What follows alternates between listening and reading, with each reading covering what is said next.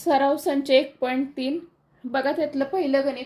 वरील इंग्रजी अक्षरमालेतील प्रत्येक गटातील मधले अक्षर घेऊन तयार केलेल्या नवीन अक्षरमालेतील मधले अक्षर कोणते.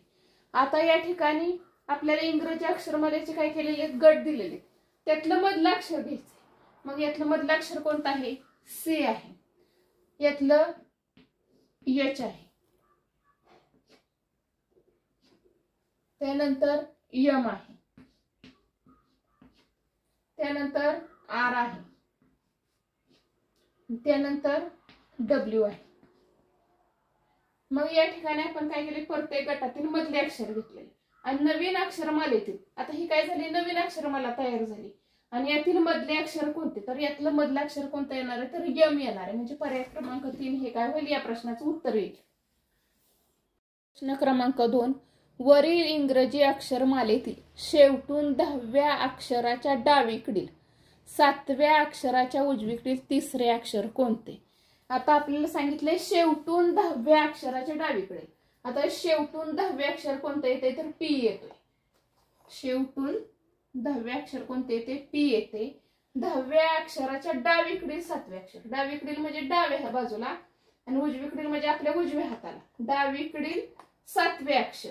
मग या ठिकाणी बघा 1 2 3 4 5 6 आणि 7. 7वं अक्षर कोणतं येते, तर आय येते. 7व्या अक्षराच्या उजवीकडील तिसरे अक्षर, 7व्या अक्षराच्या आता उजवीकडे म्हणजे उजव्या हाताचे तिसरे अक्षर 1 2 आणि 3 कोणते येते तिसरे अक्षर, तर यल येते. मग तिसरे अक्षर कोणते विचारले, म्हणजे पर्याय क्रमांक 2 हे काय, तर ह्या प्रश्नाचं उत्तर आहे. प्रश्न क्रमांक 3 बघा. वरील इंग्रजी अक्षरमालेतील जे आणि यू या अक्षरापासून समान अंतरावर असणाऱ्या अक्षरांची जोडी पर्यायातून निवडा. आता या ठिकाणी जे आणि यू आपल्याला काय पाहिजे, जे पाहिजे आहे आणि यू या अक्षरांपासून समान अंतरावरती असणाऱ्या अक्षराची जोडी घ्यायची. आता या ठिकाणी 5 अक्षर आहेत आणि याच्यामध्ये देखील काय आहेत, 5 अक्षर आहेत. मग यू पासून समान अंतरावरती पी आहे आणि जे पासून समान अंतरावरती ओ आहे. बघा 1 2 3 4 5व्या क्रमांकावरती काय ओ आहे आणि यू पासून इकडे 5व्या क्रमांकावरती काय आहे, तर पी आहे. म्हणून समान अंतरावरती असणारी जी जोडी आहे ती कुठली आहे, पर्याय क्रमांक 4 ओ आणि पी आहे. प्रश्न क्रमांक 4 पहा.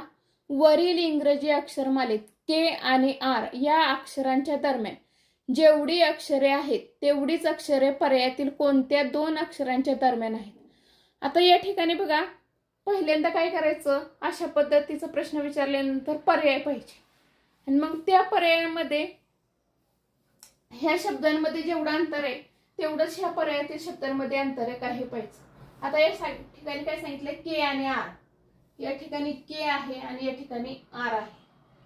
म्हणजे बघा के आणि आर मध्ये किती शब्दांचं अंतर आहे, 1 2 3 4 आणि 5 आणि 6. 6 शब्दांचं काय तर अंतर आहे. आता पर्याय क्रमांक 1 पाहूया आपण. यप आणि यम.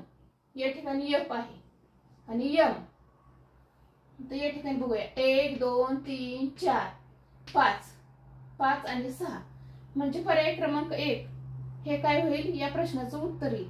म्हणजे यप आणि यम मध्ये पण किती अक्षरांचं अंतर आहे, तर 6 अक्षरांचं अंतर आहे. आणि या ठिकाणी के आणि आर या ठिकाणी पण किती अक्षरांचं अंतर आहे, तर 6 अक्षरांचं अंतर आहे. म्हणून पुढील पर्याय पाहण्याची काही नाही, आपल्याला गरज नाही. पर्याय क्रमांक 1 हे काय, तर या प्रश्नाचं उत्तर आहे. प्रश्न क्रमांक 5 पहा. वरील इंग्रजी अक्षरमालेतील डावीकडून पहिले 6वे उजवीकडून 12वे अक्षर घेऊन तयार होणाऱ्या शब्दाचा यमक जुळणारा शब्द पर्यायातून निवडा. आता या ठिकाणी आपल्याला काय सांगितलंय, डावीकडून पहिले. आता डावीकडून म्हणजे डाव्या हाताकडून पहिले कोणतं आहे, तर ए आहे. त्याच्यानंतर 6वे अक्षर, 6वे अक्षर कोणते, तर यप आहे. आणि उजवीकडून 12वे अक्षर सांगितले, 5 5 आणि 5 10 आणि 12 म्हणजे 12वे अक्षर कोणते, तर उजवीकडून तर यन येतो. आता ए एफ एन असं होतंय, तर याचा अर्थ काय होईल, फॅन होईल. या शब्दाचा अर्थ काय होईल, एफ ए एन फॅन. आणि फॅनचा यमक जुळणारा शब्द कोणता होईल तर मॅन होईल. पर्याय क्रमांक 3 हे काय होईल या प्रश्नाचं उत्तर येईल.